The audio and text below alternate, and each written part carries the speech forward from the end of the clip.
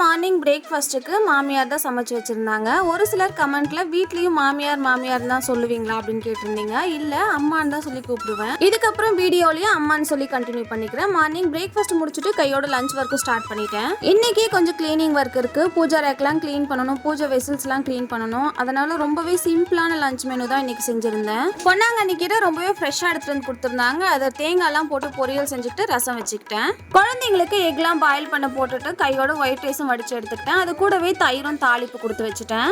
ஆடி முதல் வெள்ளி மாங்காடு போகலாம் அப்படின்னு சொல்லி ஒரு பிளான் இருக்கு. பார்க்கலாம். என்னால் போக முடியல அப்படின்னா என்னோட மாமியாரை மட்டும் அனுப்பி வைப்பேன்.